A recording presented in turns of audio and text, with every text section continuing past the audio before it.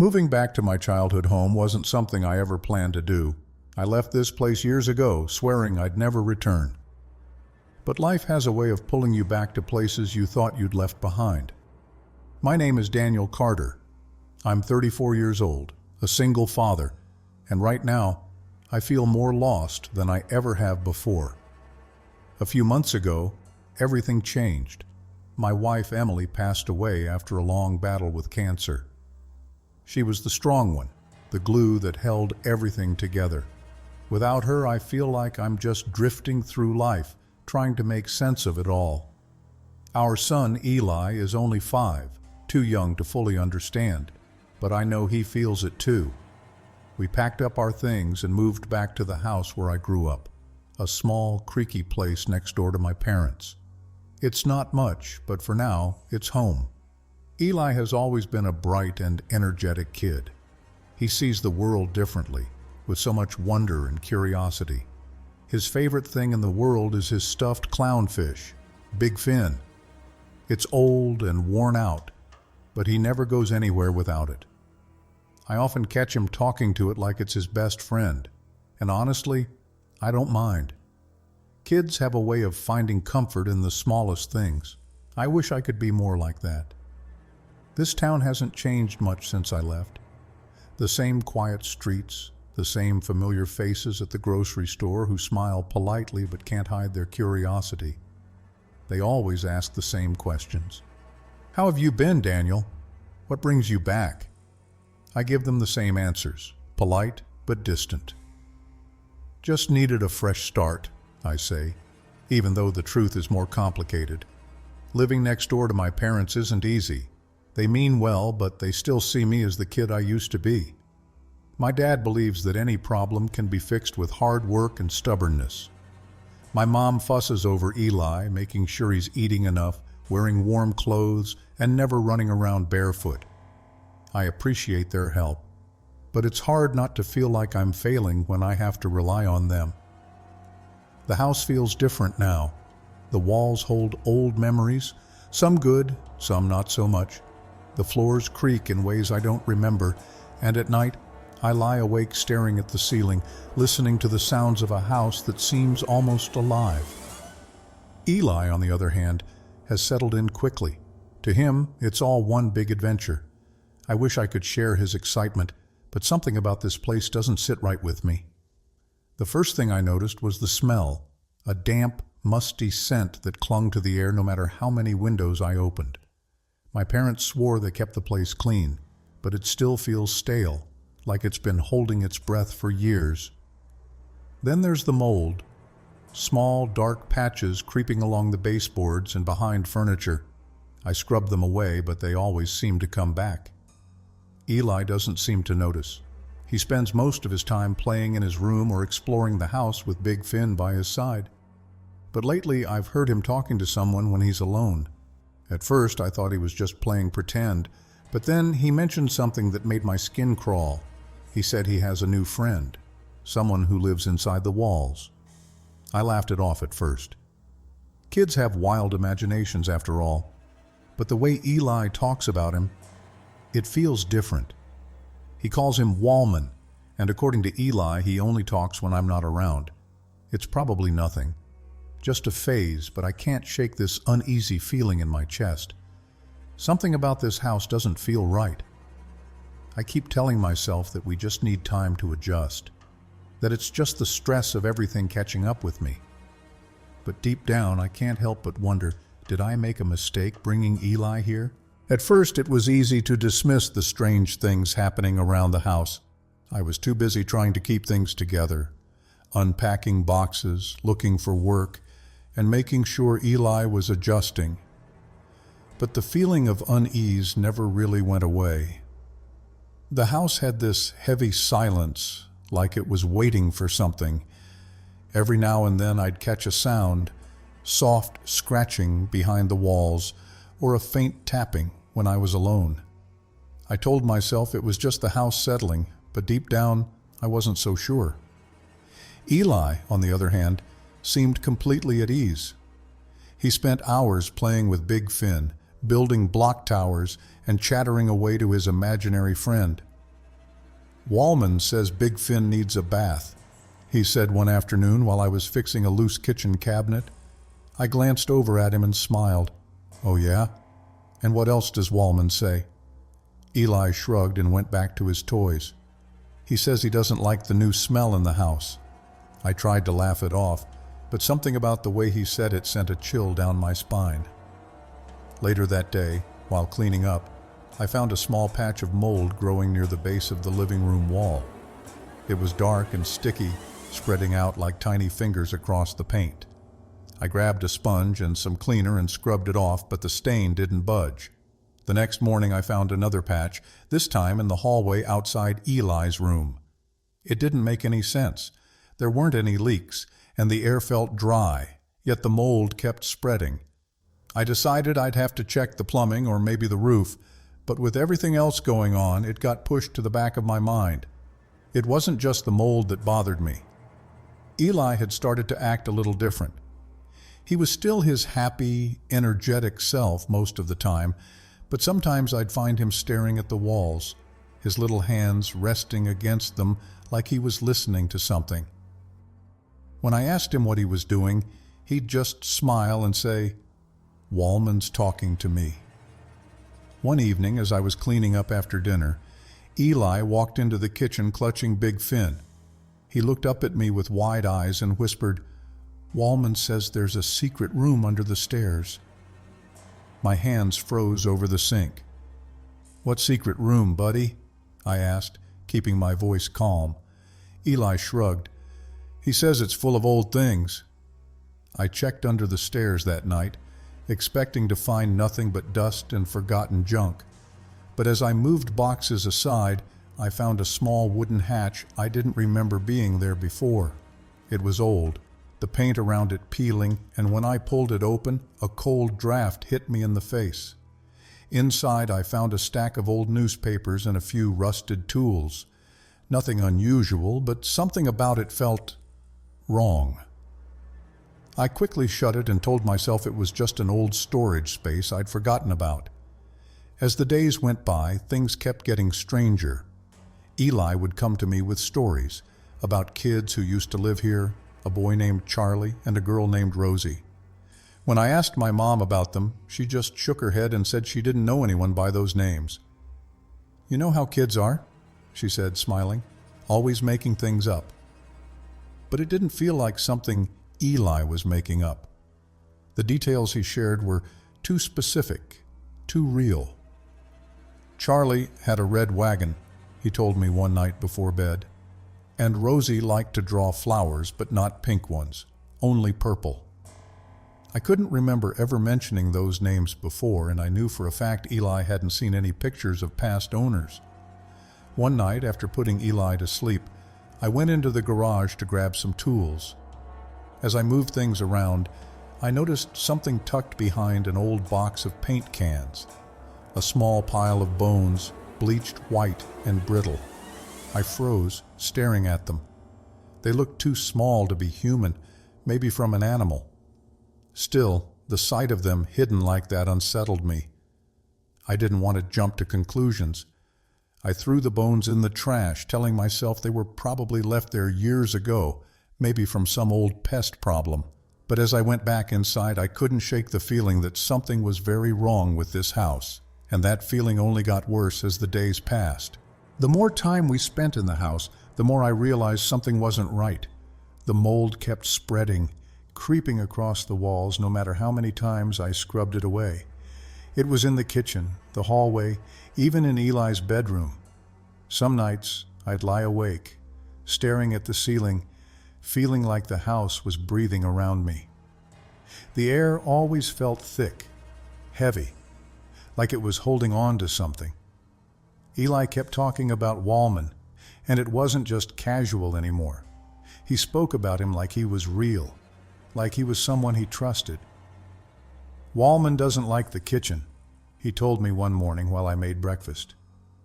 "He says the walls remember too much." I tried to ask him what that meant, but Eli just shrugged and went back to coloring. His drawings were different now, dark scribbles of tall, thin figures standing in the corners of rooms. I didn't know what to make of it. I wanted to believe it was just his imagination running wild, but deep down I was starting to doubt that. The house felt wrong, and I couldn't ignore it anymore. One evening I decided to ask my mom if she knew anything about the house's past. She was in the kitchen stirring a pot of soup when I casually brought it up. "Did anyone ever mention anything strange about this place?" I tried to sound offhand, but she stopped stirring and gave me a strange look. "Why do you ask?" I hesitated, then told her about the mold, the bones I found, and Eli's stories about the kids who used to live here. She sighed, wiping her hands on a dish towel. "Daniel, this house is old," she said, her voice softer than usual. "It's been through a lot, and sometimes old places, they just have a way of feeling heavy." "But Eli mentioned names," I pressed. "Charlie and Rosie. Do those names mean anything to you?" For a moment she didn't answer. Then, after a long pause, she said, "There were kids who lived here before us, a long time ago. Their family left suddenly, moved out in the middle of the night. People talked, but no one really knew why." That answer didn't sit right with me. Later that night, I went to the local library, hoping to dig up something about the house. It took hours of flipping through old records and newspapers, but eventually I found it. An article from the late 1940s. A man named Robert Brandt, had owned the house back then. The article didn't say much, just that he lived alone and was a private man. But I found another piece from a few years later, mentioning that Brandt had disappeared without a trace. Rumors swirled around town that he had done terrible things nobody could prove. I stared at the article for a long time. I thought about the bones I found, about Eli's stories, and about the feeling in the house. My gut told me it wasn't just old rumors. Something bad had happened here, and somehow Eli knew. When I got home, it was late. The house was dark and quiet, except for Eli's room. His nightlight was on, and I could hear him whispering softly. I peeked inside and saw him sitting on the floor, facing the wall. "What are you doing, buddy?" I asked. Eli looked up at me, his eyes wide and serious. "Wallman says you're asking too many questions," he said. "He doesn't like that." A cold chill ran through me. I forced a smile and knelt beside him. "Eli, you know Wallman isn't real, right?" He didn't answer at first. Then in a whisper he said, "He is real, Daddy. He's inside the walls. He listens when we talk."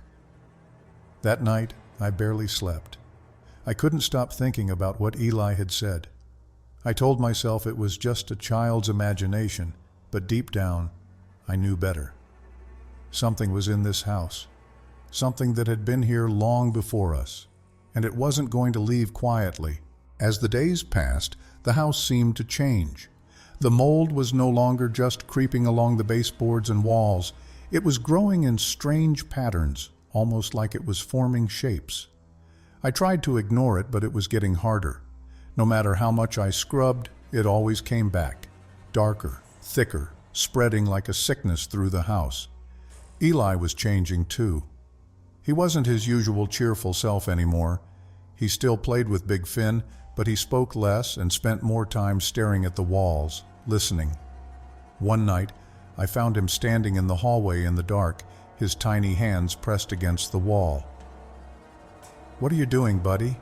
I asked, trying to keep my voice steady. Without turning around, he whispered, "Wallman says he's coming soon." I felt my stomach drop. "Eli, listen to me," I said gently, kneeling beside him. "There's no one in the walls. It's just us, okay?" Eli turned to look at me, his eyes darker than I remembered. "That's what he wants you to think." That night, I couldn't sleep. Every little noise, every creak, every groan of the house felt louder, closer. Around 3 a.m., I heard something strange. A soft, rhythmic tapping. It wasn't coming from outside or from Eli's room. It was coming from inside the walls. I sat up in bed, heart pounding, and listened. Tap, tap, tap. It was slow and deliberate, like someone knocking from within the house itself. I grabbed a flashlight and walked through the dark house, my footsteps echoing on the wooden floors. When I reached the living room, I saw it. The mold had grown again, but this time it had taken the shape of a man. Tall, thin, arms stretched down unnaturally. I felt frozen, staring at it, as if it were staring back. I don't know what came over me, but I grabbed a chair and slammed it against the wall. The drywall cracked, sending a cloud of dust into the air. I kept hitting it, my heart racing, until a large hole gaped open. Behind the wall there was an empty space, a crawl space I hadn't known was there. The smell that poured out was damp and rotten, making me gag. Taking a deep breath, I shone my flashlight inside. My throat tightened. Old, tattered clothes, scattered toys, and something worse, bones, small bones, dozens of them. I stumbled back, my mind spinning. Eli's stories weren't just stories. I ran to his room, my hands shaking, but his bed was empty. Panic surged through me as I searched the house, calling his name over and over again. Then I heard it, the faint sound of him crying. It was coming from inside the wall. Frantically, I tore at the wood panels, pulling them apart with my bare hands until I found him curled up in the crawl space, clutching Big Finn tightly to his chest. "Daddy," he sobbed, his little body trembling. "Wallman said you wouldn't come."